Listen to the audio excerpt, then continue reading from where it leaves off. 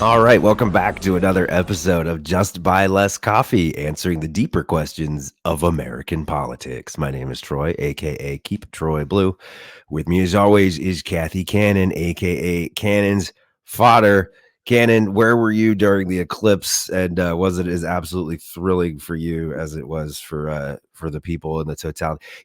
Partial solar eclipses are not nearly as cool as being Yeah, in the path of they're not.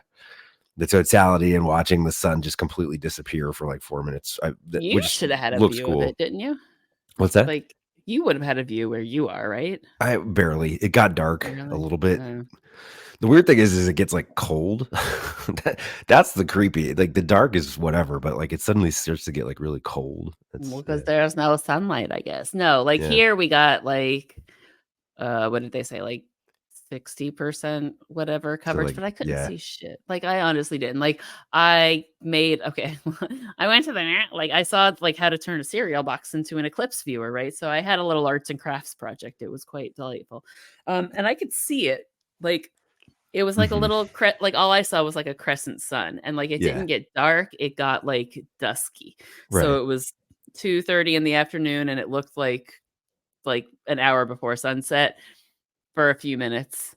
And then Yeah. it went back to normal. It wasn't quite the grand adventure. But I had so many kids absent from school because they thought the fucking apocalypse was coming. So we are officially living in the Middle Ages because the sun, like, I don't know. Like, I don't like whatever. I don't know why Earthquake in eclipses New are York scary. City a few days before that. Everybody was freaking the fuck out about it. It's the end times. Um, They asked me, they're like, Miss Cannon, are you worried the world aligned with the eclipse? I'm like, no, this is like my fourth apocalypse. They told me the world was going to end. Well, actually, my fifth one, right? I remember like the Berlin Wall falling. That was supposed to cause nuclear war, right? Y2K. Y2K, 2012, the Mayan Yeah, calendar, the Mayan right? thing. Then there was the 2020, the pan. I'm like, I'm good. I think that if like we're overdue for the apocalypse from where I'm sitting. You've been promising me my entire life. Where the fuck is this apocalypse you keep talking about? It's all empty promises. I'm telling you, Solar all eclipse is empty cool. promises. It's not exactly like end of the world though. I mean, like it's just the sun passing or the moon passing between us and the sun, you guys. Like it's not that big of a deal. And I feel It like is there cool was to see one though. when I was a kid. Like I could swear I remember, and I feel like it was like 100% totality was like in Hawaii, and I want to say Uh-huh. I was like maybe like 8 years old was the first time that I remember like looking at an eclipse through a little like eclipsey thing. And I meant to look it up today, but did I? No, I didn't because I had to teach fractional reserve banking to 17-year-olds, and they were not interested. Fun. Yeah, they had a good time. They did not. They They did weren't not. bored at all. I had the time of my fucking life. I drew so many graphs and they just looked at me like I was speaking German. So, Oh boy, speaking of German and living in a Nazi oh, yeah. state, Oh boy, that was a good segue. Look at you state go. you saved me on that one. I was like, how the fuck am I going to transition this? There's nothing that works. Oh, You're thanks. welcome. And then You're Kathy said welcome. German there. Oh, perfect. Arizona, as of a couple hours ago, breaking news. We're recording this on Tuesday. A couple hours ago, Arizona Supreme Court upholds a law from 1864 imposing a total abortion ban on the state of Arizona, my home state where I live. I texted my wife. Thankfully, she was on her way to the gym because she was fucking furious because we've been tracking this law for a while. It's been held up in courts. So the story, thank God she was going to go work out because she could angrily work out if Yeah, that yeah, wasn't yeah. implied. I So got that. and get her energy out. Yeah. So the story behind this is this law has been on the books since 1864, pre-Arizona becoming a state. It was a law from the Arizona Territory. It's always remained on the books. It just became unenforceable after Roe v. Wade. So when Roe v. Wade was overturned, it was one of these like trigger laws. So that this 1864 law immediately kicked in when Roe v. Wade was overturned. It's been held up in courts and on appeals and challenges for the last 2 years. This 1864 law finally made it to the Arizona Supreme Court, and today they ruled that law is now enforceable, pending like a brief delay. I don't know, like a few weeks. So yeah, that's where we're at in my home state of Arizona. We've been watching this law for a while, sort of dreading it. One of the reasons why I got snipped, if we're being honest, when the plan was to stay in Arizona long term, we knew this might be an issue. So I actually went and got snipped. Check out some of our vasectomy episodes earlier in the. We in the got series. banned on YouTube for it. We got a strike on YouTube because we got a made strike too on many dick YouTube for jokes. talking about my balls too much. I know. But yeah, what do you think about this canon? Arizona becomes the latest, and no exceptions for rape or incest. By the way, there is an exception for life when the life of the woman or mother is threatened. We've all But seen isn't it how super meaningless that vague? is. Like, yeah, I was gonna say it's like super vague, and it's at the discretion of a judge, and like you have to be Yeah. dead for them to care. I Telling think women to like go sit in their car and bleed out for a while so that there's more of an emergency so they could intervene. gross. But That yeah. makes me so mad. I know you said it several times. I'm going to say one more time. The 1864 law. So you mean the end of the Civil War. So the 19th century. Like the Republican Party is legitimately running for office in 2024 by arguing that literally 200-year-old laws are what we should be using. Like, you know what's really missing from American society right now? A little 19th century medical care. Fuck the fuck off. Like, what? What's next? Leeches? Like, are they going to ban penicillin and start making us use leeches? Like, I'm just. We should we should do a deep dive on 1864 medicine and what they were doing. 1864 medicine, right? I'm pretty sure that was back like even before the shock therapy, which we already know is barbaric, right? That may have been like pre-lobotomy era where they're giving lobotomy. Right? Like when your legal argument rests on the rationale of 19th century slave owners.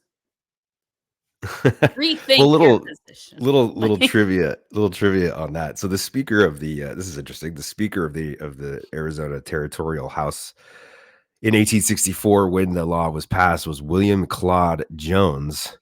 3 years after that legislative session ended, he married a 15-year-old girl. So that's a really good person who should be making our laws here in the 21st century. In 1864. I'm super glad. But you know what? He was 49, by the way, just to clarify. He was 49. He married a 15-year-old girl. I would also point to that explains why Republicans like these laws so much, because I bet one that let him do that is the next one they're going to try and pass. I feel like it's here's my official position, right? Okay. I'm not sure what your official position is. Please clarify for me. If Democrats can't win this fucking election, I quit. Right? Because literally this is what we're running. I swear to fucking Christ. Yeah. Well, here, some other trivia on that. So again, 1864, Arizona was not a state yet. This was the Arizona Territory. Arizona would not become a state until 1912. I'm sure you know this. This would be decades before women got the right to vote in the United States. So a pre-statehood, pre-19th Amendment law is now in effect in the state of Arizona. So, here's okay, so that means that 48 years before Arizona was a state 48 years. was when this law was passed. Here's what I don't understand is how does a law that predates your existence as a state stand up to constitutional scrutiny?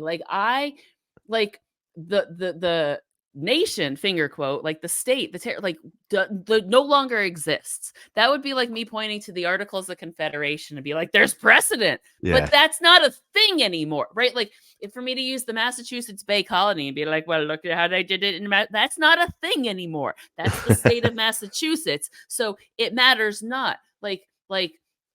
Pre-William the Conqueror English law means jack fucking shit post William the Conqueror. You know what I mean? I don't. Well, this is federalism. Again, this was a law that was on the books. It was basically forgotten about because of Roe v. Wade. It was unenforceable.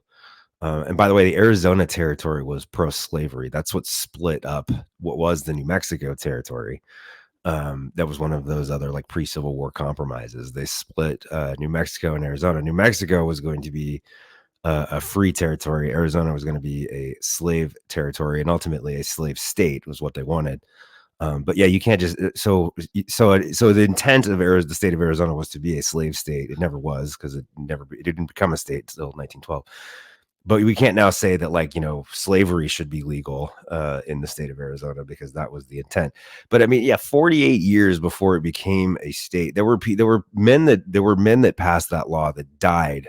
Many of them that died before Arizona even became a state, and we're now living under we're not living under their law. And I think what you just said, I haven't read the case yet, but I think what you just said was the crux of the case against the law, that there is no possible way that you can consider a law that old to be enforceable, or to have any kind of precedent in modern society. But Arizona Supreme Court disagreed, and they upheld it and said, in the absence of a different law, that is the law. Now, again, it's not constitutional. It's just a law. It can be changed.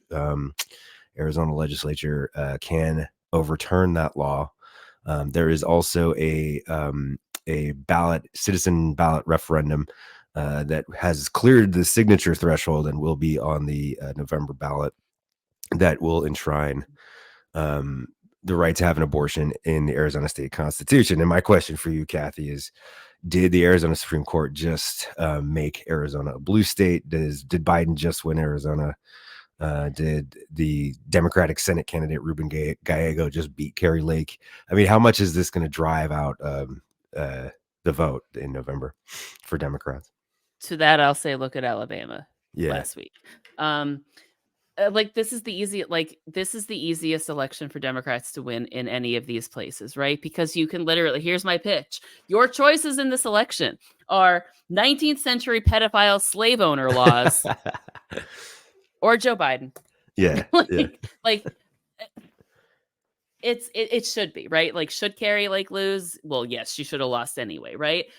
But like, this makes it really easy for Democrats, if they do it right, which means their messaging needs to be on point, which means we're fucked, but whatever. Let's just pretend that we live in a world where that's not the case, right? It should be super easy because, like you said, this is not a constitutional thing. This is a law that exists in the absence of another law, right? So all we need is another law. And all we need for another law is a Democratic House, a Democratic State House, a Democratic State Senate. And we already have a Democratic governor. Look at us go. So, like, Katie Dobbs, that's her name, right? Katie Dobbs. Katie Hobbs. Yeah. Katie Hobbs. So that's why it's in my head, Dobbs, because the thing, the right? Dobbs decision. All they need to go out there is say, like, look, I will happily sign this desk, and like, she just go to fucking every county in the state, and this woman right here will help me bring it to my desk, right? Like, that should be the easiest fucking thing in the world. And like, in a similar sense, the Florida Supreme Court has done the same thing, right? Because what they ruled on was the 15-week ban that they challenged. But while the 15-week ban was being challenged, remember, like, they in the middle of the night passed the 6-week ban because Ron DeSantis thought it would help him with Iowa voters who didn't like him anyway. So we have a 6-week abortion ban right now in Florida, right? Florida, spring break capital of the fucking world. It's fine. Like, right before spring break, we have an abortion ban. That's a really good fucking whatever. Anyway, that's a story for another day. But basically, the Supreme Court basically said, yes, this law is constitutional, so abortion is outlawed. But it's like, literally their next breath was, but the amendment or the referendum on the ballot to get abortion rights back is also approved. So we're going to take your rights away, but in 6 months you can get them back. All you have to do is go bubble in a piece of paper. So have they just... Yes, because it's Ron DeSantis. Like, everybody, I was talking to Tom because I was on Tom's podcast the other day, right? And he was asking me about this, like, oh, is Florida just officially a red state? I've given up on it because, like, the perception of everybody out in the world looking at Florida, and probably the same as Arizona, right? When you see the fucking crazy kooks that come out of these two states, you're like, oh, those states are lost, right? Arizona's probably a toss-up. Florida's lost to the red camp. I don't think that's true because this thing in Arizona, like, what were the numbers in 2020? 1 in 3 eligible voters didn't vote. In 2016, it was 1 in 4, which means that there are plenty of people out there who didn't give a fuck because they didn't have a reason to. But tell me, is there a soul in the world this issue doesn't impact? Well, it's interesting that Florida and Arizona, both around the same time, both swing states, are like, this is going to be on the ballot in both those states. I guarantee you this is, and this, like I said, this is the worst possible news for Republicans, because this, if this 1864 law was still tied up in courts till the election, there's still a lot of passion for the abortion issue, but we're going to be living in a state for the next 6 months that it will have a total abortion ban. I mean, that is not insignificant. There are a lot of women who will go into labor in that 6 months. There's going to be a lot of health issues, a lot of uncertainty around miscarriages, ectopic pregnancies. There's a lot of shit that's going to happen in that 6 months before that November election. And you're going to see people are going to be pissed in both those states. Well, I mean, this is going to be the issue that drives the election. And if Democrats can just which is so funny. Remember when we were kids, it was like Democrats were terrified to talk about abortion because, oh, don't bring it up, whatever. Yeah. But now it's like, oh, it's all they should be fucking talking about. It's all they should be talking about right now because it's like, they keep giving it to us as an issue. They keep ceding the issue to us.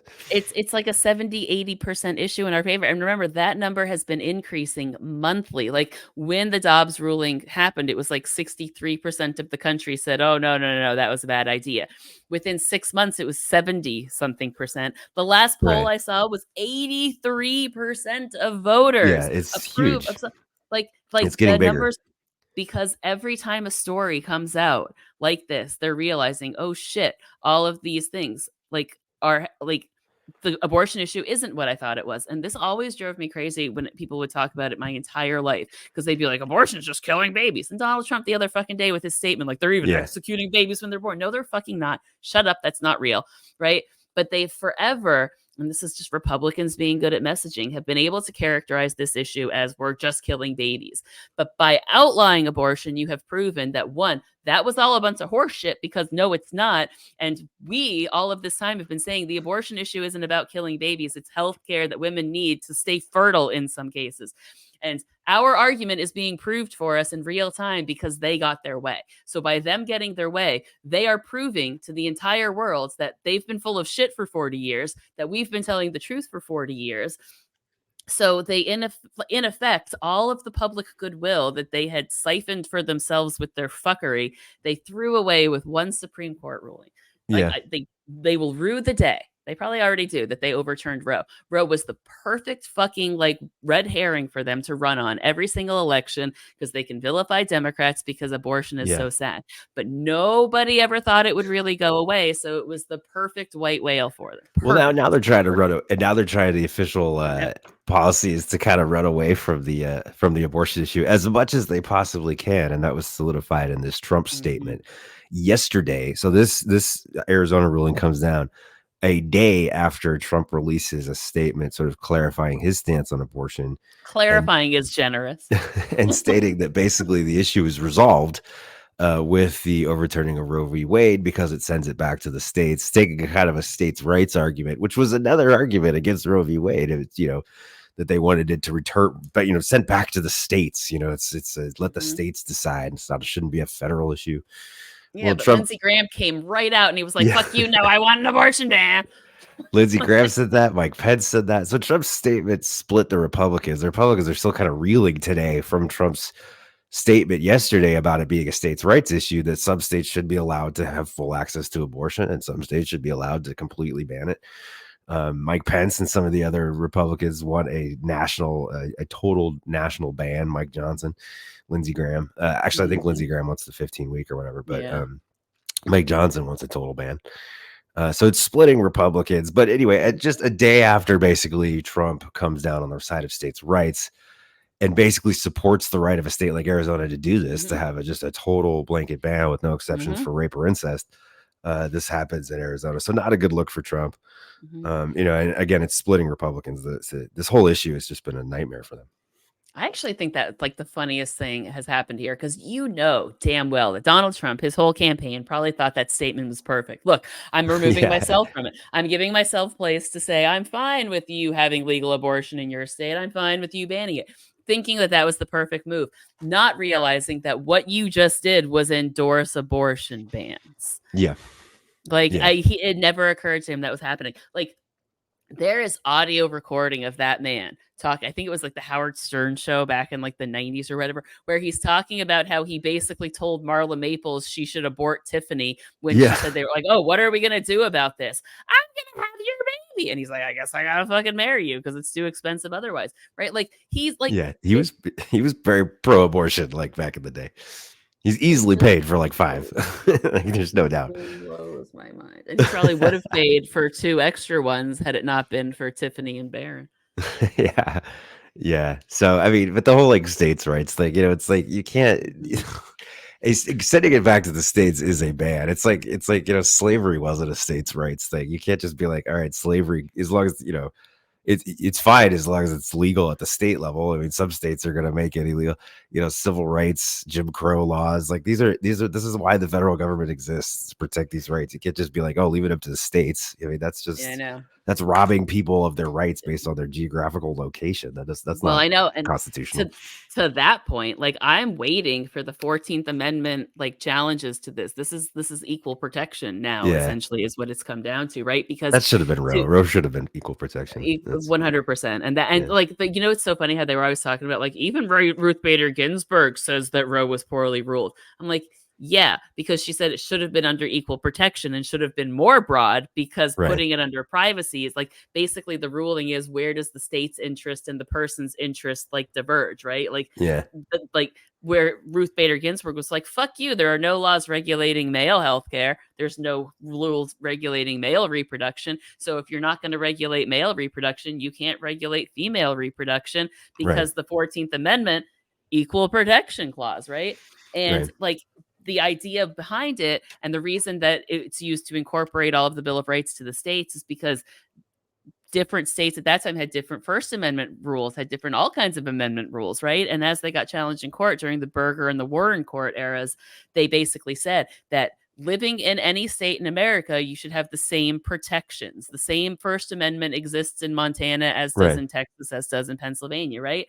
So these abortion laws, state by state, you're not supposed to have more rights in one state than another as an American. All Americans are entitled to the same rights. So Mm-hmm. either it has to be nationally legal or nationally illegal. And it's very clear which side of that argument Republicans land on, because even when Donald Trump tries to like wheel them back, they say, no, no, no, just to be clear, we're going to force you to reproduce, right?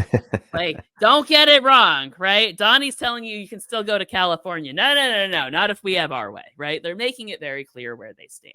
Yeah. This should be the easiest fucking election in the world. And we're still stressed, which says all you need to know about the world right now. Well, again, it's splitting Republicans between the politically savvy Republicans who know that it's a disaster for their chances in November, and then like the true believers like Mike Pence, that was like, if I do one thing on this earth while I'm alive, it would be to ban abortion in the United States. That's the only thing I live for.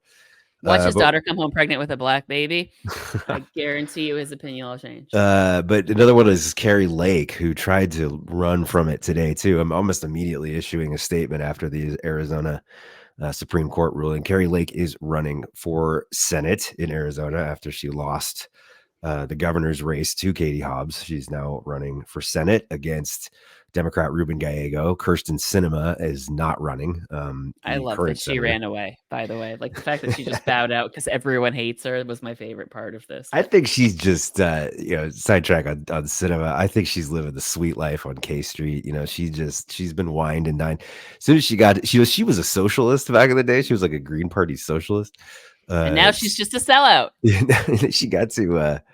She got to the Senate, and boy, she was wined and dined, and she fell in love with that lifestyle. Boy, like she buys all the Gucci and goes to all the champagne cocktail parties. Boy, so I think she's just over the public service aspect of it. She's just gonna go make $1 million a year as a K Street lobbyist.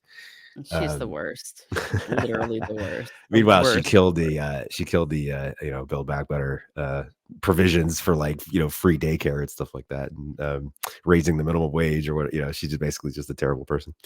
Fucking monster. I hate her so much. Killing the child tax credit that pulled a third of Americans out of poverty. She killed it. I know. Oh my god. But anyway, she's not running, so it's Carrie Lake versus Ruben Gallego. Carrie Lake issued a statement. She probably should just sort of said nothing, because we weren't even thinking about Carrie Lake until she released the statement. In the statement, she says that she opposes. She basically is talking out of both sides of her mouth. She says that she opposes this particular law, but she does back. She says, "I wholeheartedly agree with Trump.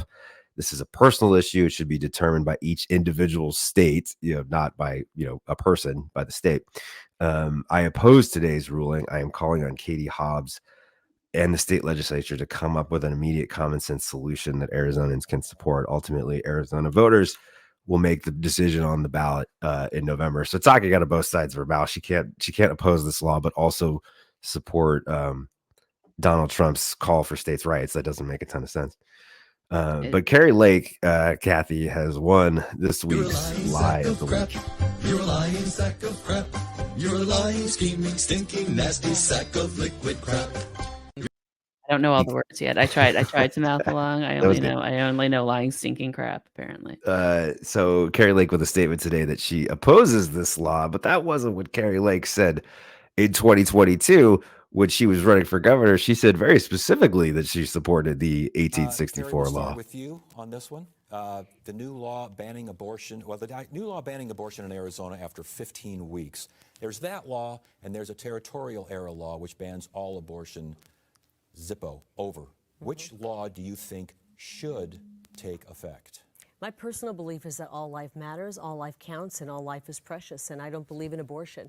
I think the older law is going to go into effect. That's what I believe will happen. Okay, but you approve of that? What, at conception? I believe life begins at conception. Okay, what do we do about abortion pills? What do we do about... I don't think abortion pills should be legal. That's a very not in Arizona. Karen, what do you think?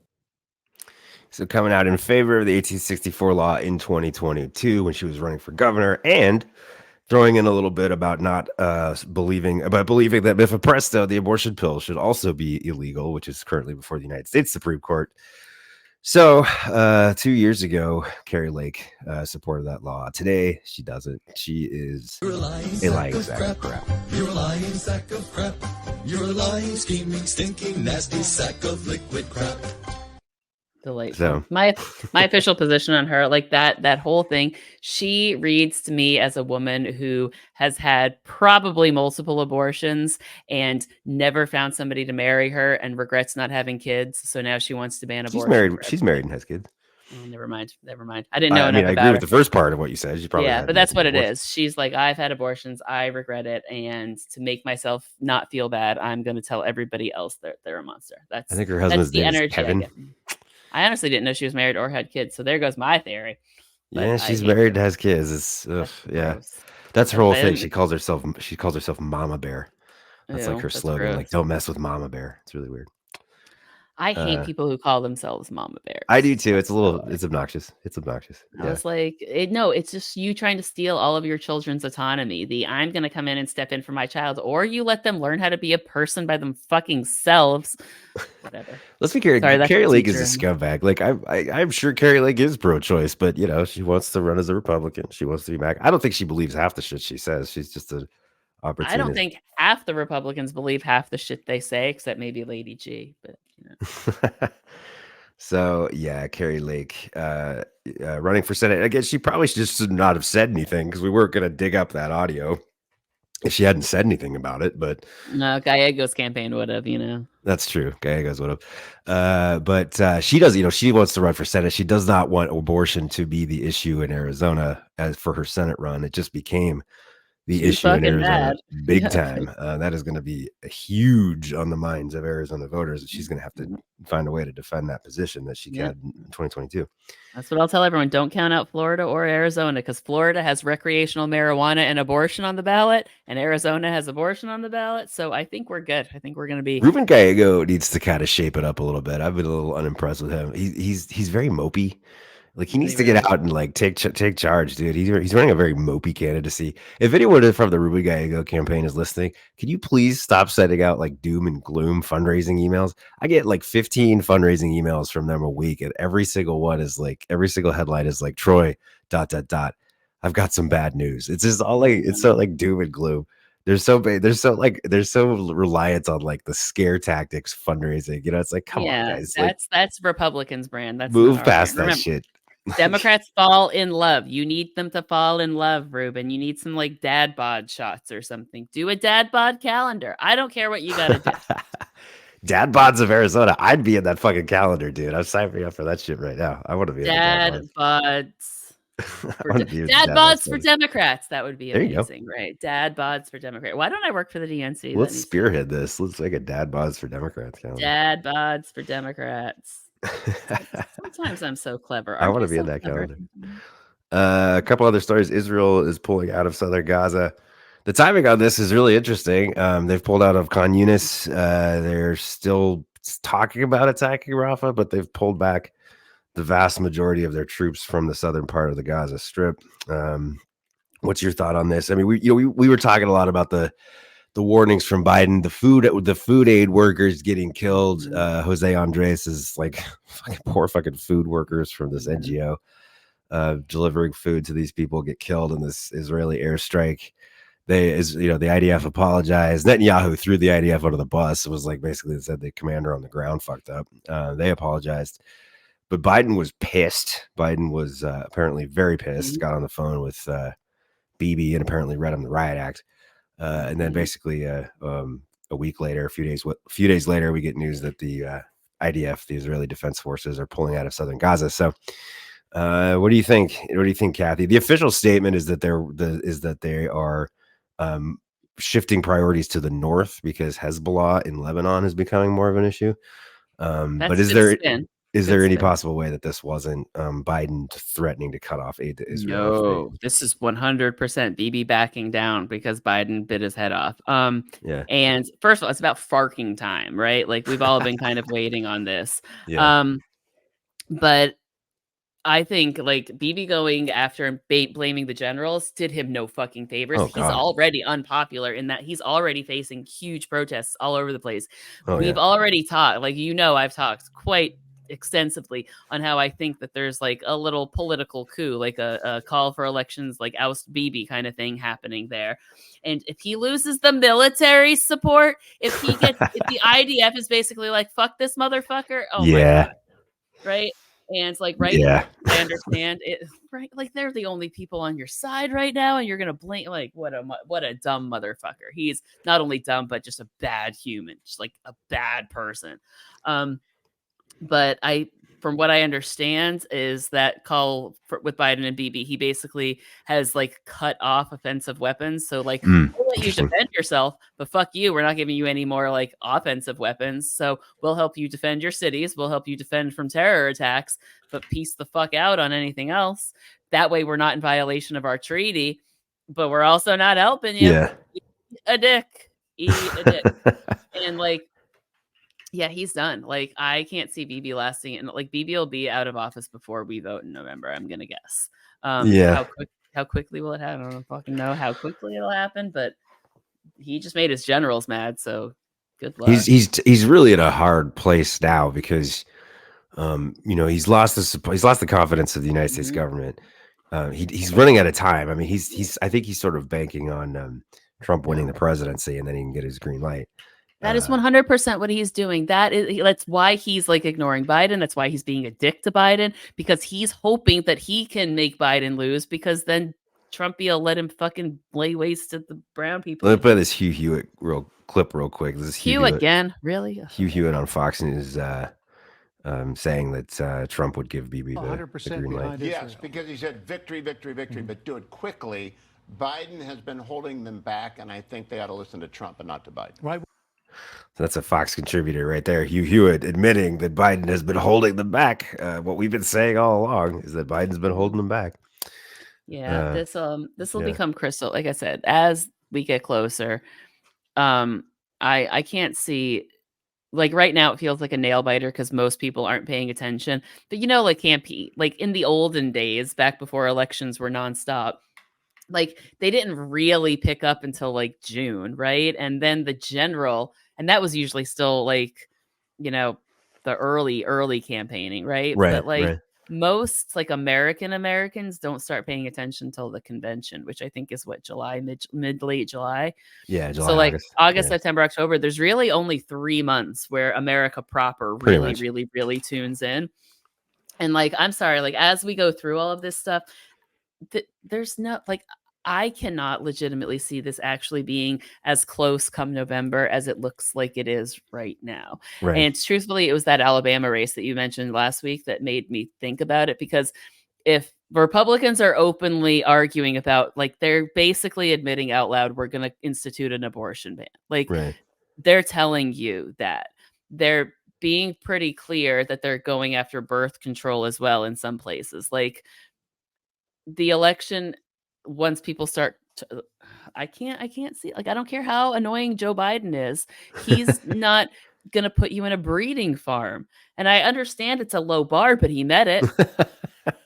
Well, yeah, but if the choice is breeding farm or no breeding farm, I mean, I gotta, Yeah, if you gotta the choice is consider that at breeding least. farm or Sleepy Joe, I'm going Sleepy Joe. I'm Yeah. fine with a sleepy kind of goofy president. If it means I don't have to birth children against my will to jackasses, like, no, I'm good. Thanks. I'll go Sleepy Joe.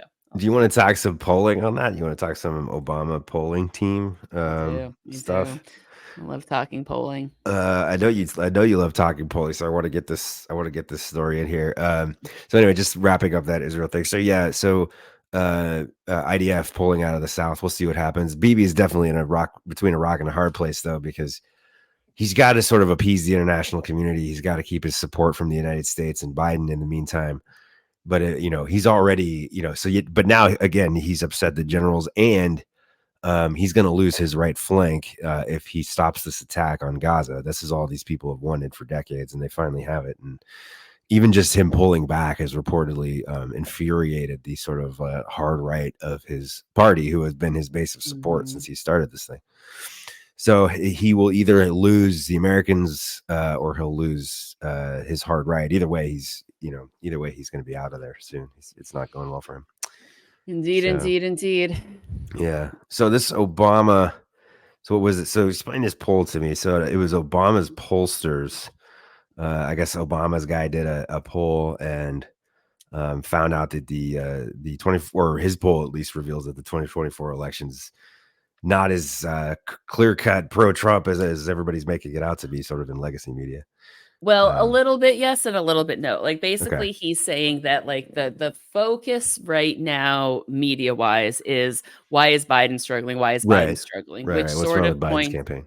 Right. Yeah. When there's just as much concern, or there should be, about what's going on with Trump's campaign, because like they'll always point to, like in Wisconsin yesterday, the primary, there's still like uncommitted or whatever kind of like movement in that state. But I think it was like 8% or whatever. But between Nikki Haley and Ron DeSantis, there's still 15% of Republicans in that state that are still like, let me be clear. No.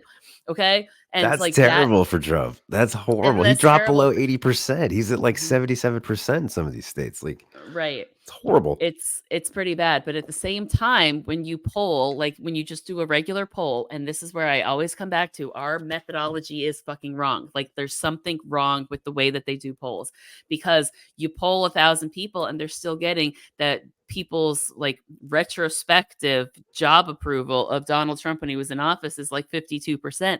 He never even broke that while in office. Right. And that you see like still 40% of Americans think the economy is bad. 70% think that their finances are getting better. And I may have gotten those numbers backwards. But the point is like, why do the polls still say such bad things for Biden and not reflect them for Trump, when electorally we're seeing similar issues with Biden and Trump, but those issues being more prevalent for Donald Trump? Like, why are the polls telling us it's so close when it's not so close? Why are the polls saying that like that Alabama race was a nail biter when it was a 30-point swing? And that was embarrassing. That was another like terrible poll. But you remember like Nate Silver back in 2016, like all like his polls were really bad, and he kept trying to come and say like, no, because our numbers are based on popular vote, and we were right in the no, you weren't right in the popular vote. Like technically you were right in that Hillary Clinton did win it, but your margins, your thresholds, your numbers were wrong, Nate. Right? Like they were not correct. And like, I think I mentioned it to you the other day. I've been on a lot of people's podcasts lately, so I don't even remember who I talked to. You're just going out you're just doing the circuit these days. Like that's awesome. What can I say? Everybody needs canon in their life. Everybody needs them some canon every once in a while. Every now and again. But like, I feel like the old school way of voting, where we break it up by age, by political party. Do you lean right? Do you lean left? Are you Democrat, Republican? Are you an independent? If you're an independent, do you lean right? Do you lean left? Like all of those type questions, I don't think they fucking matter anymore. I don't think that is how you figure out how people vote. I think we need to sort people by where do you get your news? Right. There you go. Because that I think is more relevant, right? Like no matter, I can call myself a Republican all day long, but there's a difference between a Fox News Republican, a CNN Republican, and a Newsmax Republican. Right. right? So if you're polling Republicans, but you're polling 80% Newsmax and 20% CNN Republicans, those polls are going to heavily skew for Donald Trump, right? If you're polling independents, if say 30% of your poll are independents, but those independents are Fox News voters, that's going to skew your poll. I feel like they're asking the wrong questions. They have done where do you get your news type questions, but it's not structured like that. It's not like, okay, the X number of Fox News viewers, X number of MSNBC. It's more just like, okay, where do you get your news from cable news, from print, from other online sources, from TikTok? It's sort of like that's The how fact they that they're structure still those asking questions. how many people are reading print media, it tells me all I Yeah. need to know about their polling methodology. I read so much fucking news, and I can't remember the last time I held a physical newspaper, right? And like that's kind of what I'm saying, right? Because even if you're polling Democrats, there are people who are registered Democrats who will call themselves Democrat but still watch Fox News all day because the only news they watch is like the news that's on at the office, and a lot of offices like show Fox. So a Democrat who's inundated with Fox News is also probably going to have a more negative view on Joe Biden than a regular old Democrat or an MSNBC Democrat. Let's be real, right? The Democrats numbers that aren't. watch Democrats that watch Fox are interesting breed. They're a dying breed, but they're still there. But Those, that's my point. Is like, the like Reagan Democrats that like mhm. never re-registered as Republicans. They're just hoping that like there'll be a rightward swing in the Democratic Party or something. Yeah, and that's what I'm saying. Like this poll, they're kind of pointing out, right, that like both Biden and Trump have a problem in that with the election in both 2016 and 2020 being closed, these elections are won on the margins, and neither one of them Right. have the luxury of losing a lot of voters. But the narrative seems to always be more about what Biden's losing. And there seems to be a false perception of unity behind Trump, which might also be skewing the polls because you know enough about people. They want to be on the winning team. So if the narrative is always Biden is losing support with, the Republican Party is united behind Trump, that's sending a message to like the casual, like lay voter Yeah. that, Yeah. oh, well, I guess blah, blah, blah, blah, blah. But there's not unity behind Donald Trump. There's very Yeah. like much God. disunity. Like, and that is that needs to come. No, you're 100% right. It's what drives the news cycles is, the Biden losing the youth vote over Gaza, you know what I mean? Or Biden losing this group, or, losing blacks or losing Latinos or all this stuff. It's never, they're just constantly trying to show these cracks in the Biden coalition when really it's kind of the opposite. Like Biden's winning these primaries by like 95%. He doesn't have a real third party challenger. Fucking Marianne Williamson's still in the race. She's pulling like 3%. Dean Phillips got like literally no support. I mean, he was losing to like uncommitteds. So there isn't this like, challenge to Biden on the left. There is the challenge within the Republican Party to Donald Trump. You have these never Trumpers that are furious and extremely committed. You still have 60% of Nikki Haley voters saying that they will never, ever, ever support Donald Trump. Nikki Haley is still pulling over 10% in these primaries, not running. And maybe the first one, like Georgia, was a fluke because it could have been early, mail-in ballots, early ballots. She still got 20,000 votes on election day in Georgia after dropping out, but she just pulled 14% in, I believe it was in Wisconsin. She got 14% of the vote in this primary in Wisconsin. So there's a huge crack in that Republican coalition. And I just found the part of the article that I was like really wanting to highlight. I couldn't find it, but like basically all of the narrative is like how supportive people are, right? Yeah. So like of the Republican Party, it says, I'm just going to read this little bit for everybody. So I'm quoting, the article is from, it's a Salon article. Okay. Just so we all know, I'll link it in the thing if we need it. But now I got to find it. So in our poll, 62% of Republicans identify as Trump or MAGA Republicans and are solidly in Trump's corner. Among these, 94% are favorable toward Trump, 96 approve of the job he did as president, and 98 say they're voting for him in 2024. Okay, so I'll stop reading there because that's the part of the story that gets reported. Oh, well, look, they're totally behind him. You missed the 62% of the party.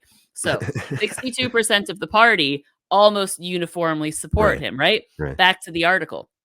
The 38% of Republicans who do not identify with Donald Trump or MAGA are a different beast. Just 58% of these Republicans are favorable toward Trump, while 71 say they will vote for him. Half say they are voting against Biden other than for Trump. So Okay. 38% of Republicans don't like Donald Trump. Half That's a of lot. those are protest voters. Remember the people who said, I'm not voting for Clinton, I'm voting against Donald Trump, or one of those kind of things? Yeah. Yeah. That is a huge chunk of Republican voters, and we can know how fickle voters could be. If they're a vote or an election day voter, and it happens to be a rainy election day when they got off work, they won't vote, Right. because it's not as like motivating to vote against somebody, right? Like whatever, like voting against Biden isn't going to be as motivating as voting for Trump, right? But it continues further, right? For Trump, even a small dip in his base could cost him the election. In 2020, Trump lost just 6% of Republicans, according to the exit polls. In 2024, if he holds on to 98% of the Trump MAGA vote, the party, and keeps 71% of questioning Republicans, he will have lost 11% of Republicans, a scenario that makes his reelection very difficult, Wow. even in a multi-candidate race. Wow. It's crazy. Yep.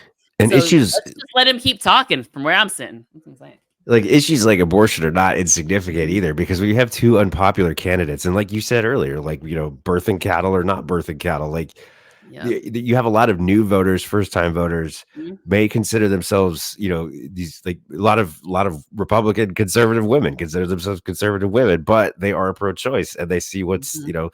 that the issue may come down to that for them. If they don't like either candidate, what's the difference? Vote for abortion rights, reproductive freedoms in this country. So Yeah. But my favorite takeaway Yeah. from this was basically like how to look at the polls from the Obama pollsters, right? yeah. The polls, I'll just read it again. I believe the polls are capturing the mood of the country quite accurately these days. We're divided, in a foul mood, and worried about the future. That is all the polls can tell you right now. The numbers don't mean shit, essentially. Just we're all in a bad mood. We're all scared for the future, and we don't know what to believe because everything is horse shit. So there's a very easy chance that Democrats can do a very good job here as long as they figure out how to explain what they're doing to people. Yeah. That's a very big if. I need Dr. Jill to show everybody how to put a lesson plan together. Here's a lesson plan on campaign. That's what I need Dr. Jill to do. Dr. Jill's been campaigning a little bit for her husband, and she's not like that political of a first lady, but she's been out there campaigning. So. Apparently, she like read him the riot act about Gaza. I heard that. I heard Yeah. she said something like you've got to make it She's like, stop or something like that.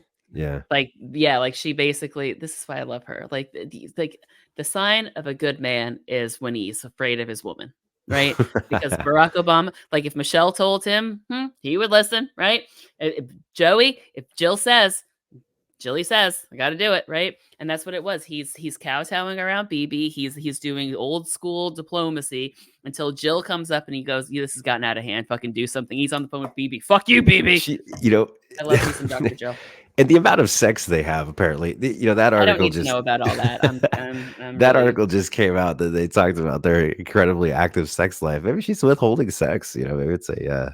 I was like, ends the war in Gaza, or you. I'm just kidding. What's the name of that play where all the women go on like a sex strike to stop the war? Maybe that's what she's doing. I don't know, but I don't need to picture my 82-year-old president getting down and dirty. Oh, they bone on the regular. Thanks for that. You know what? I'm gonna have nightmares now, and everybody, all like our listeners just turned off. I'm sorry, everybody, that Troy is putting these evil thoughts in your mind. I'm just saying they were talking about it lately, but look, yeah, good for her. Them, but I don't need to hear about it. Good for her for standing up to him like that. But yeah. I think it's interesting. I think it's this. But the other thing on this polling stuff is that polling has become such a ridiculous industry.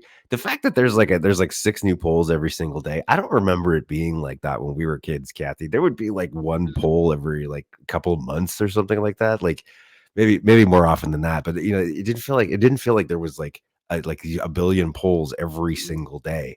The polling industry like monthly or weekly or whatever. The polling industry has gotten out of hand. Every news source now has their own polling department. They use these polls to generate their own news stories, which is not. You shouldn't be doing that. First of all, like that's not what polls are for. Polls are for. That's not good journalism.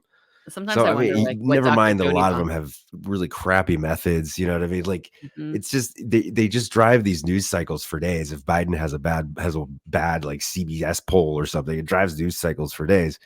But it's you can't, like you say, you can't really get an accurate poll this far out from the election.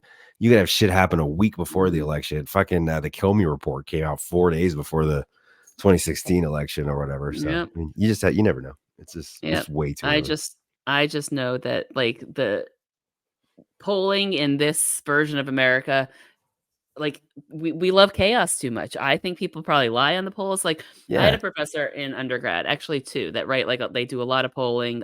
They write books about it. Dr. Jody Baumgartner and Dr. Peter Francia. I'm name dropping, right? But, like, part of me wants to, like, call them up and be like, "Tell me. Just talk to me. Like, I'm in your class, whatever. Explain the polls to me right now," because they could do it probably.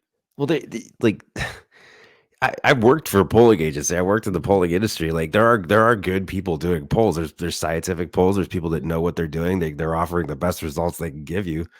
But even like the most ethical best pollster is just going to tell you it's just a snapshot in time. They're not pretty. They can't Exactly. predict anything. It's not. They're not reading tea leaves or whatever. And there are people that aren't very good at it. There are polling groups that are not good, and there are polling groups that are partisan and biased, and inserting their own little like language to taint the results. And then, but the way they report them like they're all just on equal footing, and it's just like you're not really allowed to question the polls. Well, Exactly.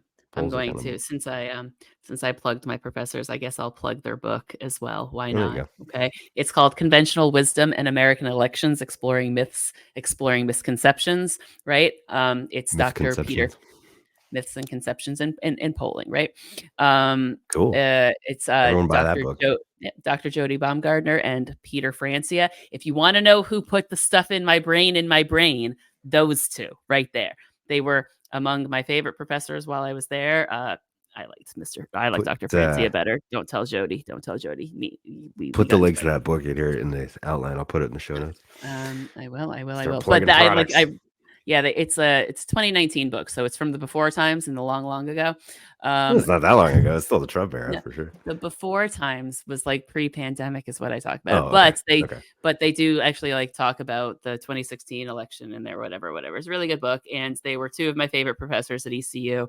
They made me smart or tolerated me being stupid. It could go either way. I'm not exactly sure. But yeah, I'll link it in the outline because maybe I can get extra credit in hindsight. Can I get 12-year-old extra credit? Just kidding. you get extra credit for life. You're doing better at life. There we go. We got more trivia coming in. Republicans, some more like 64 Arizona territorial trivia here. Republicans William Howell and Coles Bashford helped write the Arizona Territorial Code in 1864, which included the abortion law. Bashford was a GOP founding member and the 5th governor of Wisconsin. Bashford took bribes for cash and railroad stock before leaving Wisconsin in disgrace and ultimately arriving in Arizona in 1862, where he helped write this abortion law that came out in 1864. So we have a pedophile and a disgraced politician who took bribes, are two of the people who wrote this. Fantastic, man. I love it here. I don't want to quit at all. Yeah. I Almost out of hate it time. here. So the Mayorkas impeachment falling apart. Reporting today that they're not even gonna have a trial for that impeachment, which is not entirely unexpected. We kind of knew that was going to happen. Oh yeah, I put that in the outline. I forgot to mention it because they can't. They have no case, and they know it. It's ridiculous. Senate constitutionally obligated to receive the impeachment and consider it. They're not obligated to actually hold a lengthy trial. They can just vote to acquit before the trial starts, which it looks like they're going to do. There was this Elon Musk stuff. So Elon's like getting sued by Brazil or something. Explain this again to me, Kathy. So Brazil's pissed off Brazil's new like left-wing government because they had the right-wing, Bolsonaro for so long, the Brazilian Yep. Trump. But now they've switched over they have this like socialist left-wing government, and Brazil's coming after Elon Musk. So tell me what's going on about this. Finally. So basically, Brazil is trying to crack down on like social media pushing Yeah. false information and all of this stuff, basically. So they told Elon that they would like basically ban Twitter, I'm still going to call it Twitter, I don't fucking care, in Brazil, unless he can like meet these like requirements that they're set, like their government is Right. setting, in a similar way that the EU instituted like new regulations, and Facebook and all of them had to play along, right? So Right. similar idea. Yeah. Elon Musk had like blocked some like high-ranking Brazilian officials who were pointing out that he was like lying when he would retweet stupid shit. So he's like blocking like politicians from Brazil from using Twitter, Okay. while allowing people to lie about those politicians on Twitter, like basically feeding the flames, right? So they basically all but said like, fine, we'll fucking cancel, like we won't, like we'll ban Twitter in our country. So Elon goes on Twitter and he's like, you can just get a VPN and bypass that ban. So they're basically like, Oops. motherfucker, we're gonna take you to court. We're done. We're over this, right? We're over it. But it goes into the whole theme that like is going on with Elon and Twitter, right? Because this is kind of in we're all kind of aware of the number of like anonymous accounts that have popped up on Twitter ever since he took over, and those anonymous accounts are just basically like rage farm accounts.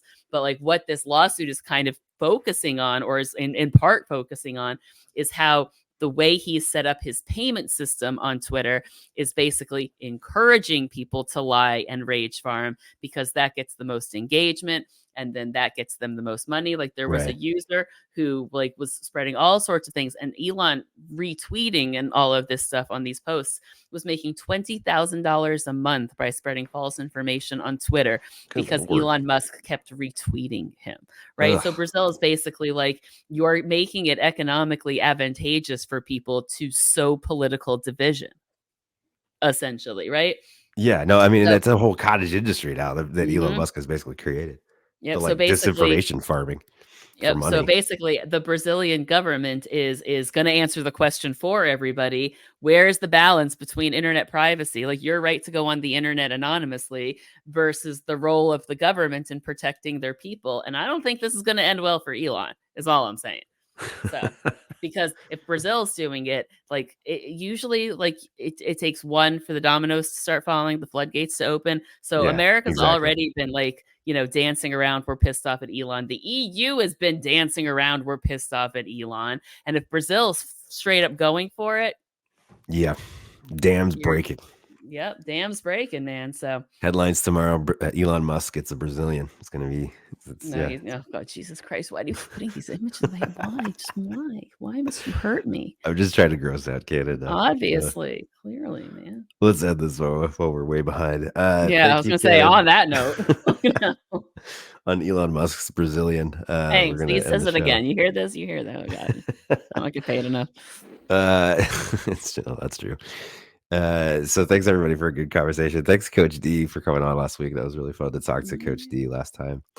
If you're listening, Yeah, what's and that? check me out on Tom Powell's hold on, I know the name of his podcast. Tom, why the fuck wasn't I invited on, homie? It's I'm cool. cooler, Don't man. worry. Don't worry. Yeah, so Tom Powell's podcast is called Off Topic. I was on there hanging out, being groovy, talking about shit. It He's was always fun. liked you more anyway. It's okay. It's I cool. am the I get it. best. That's why. You're prettier than I am. I Obviously. get it. Duh. So check us out on Patreon if you want to get access to some behind the scenes content and more exclusive content. Deep dive continuing this week, I believe we're going to get into a history of some really contested elections. 1824. We'll probably start with 2000. Why not? We'll hit Kathy's Florida. 2000. And we have, but like obviously on the list has to be like Rutherford B. Hayes, right? He's got to Oh, make hell the yeah. list. So patrons, right? This is what you can do. So go on to underneath the episode in the comments or on YouTube or whatever. Tell us the elections you would like me and Troy to rant about, because boy, oh boy, could I rant about some elections. Love me some elections. Lexington 1800, baby. We go all the way back to the baby. first transfer of power. It was pretty ugly. People got shot and stuff. Only that one guy. So check out that deep dive is probably coming up later in the week. But if you want to get access to stuff like that, extra content that the public doesn't get access to, behind the scenes, us dicking around, sharing our life stories and stuff like that, among other things. Also exclusive guest interviews that the public won't get. Just going over to Patreon, patreon.com/justbuylesscoffee. You can subscribe $5 a month and get access to that content. Super cheaper than a cup of coffee way to get access to us. If you're listening to the audio only versions, Apple, Google, Spotify, download the episode to your device. Download numbers are how we are ranked with other news and political podcasts. And if you want to see the video version of the regular episodes, head on over to YouTube at the Just Buy Less Coffee YouTube channel. You can watch the most recent video versions of these podcast recordings and see me and Cathy's mugs instead of just listening to our sexy voices. And leave Cathy, us comments. I like the comments. Leave us comments. Yeah. Nice It makes me constructive feel comments. special. All I get is bullied by teenagers all day, guys. Say nice things to me. We have to build up Cathy's ego a little bit sometimes. Well, no, it's that it's again the rankings, right? If we have a lot of reviews and stuff, people will be like, "Oh, that must be a good podcast." So fucking review us, guys. And Patreon subs, definitely Patreon subs get to message us directly. So Patreon subs definitely message us and let us know what you want to see as well. And Cannon is forever grateful for you because she has a car payment now. Yes. It really sucks. I hate it so much. It's awful. Thank you, Cannon, for a great conversation. And we will see everybody next time.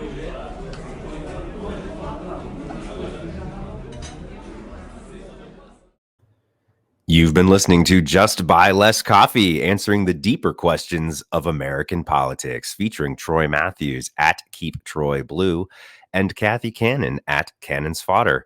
Follow us on TikTok, Instagram, Threads, and X. All opinions are our own.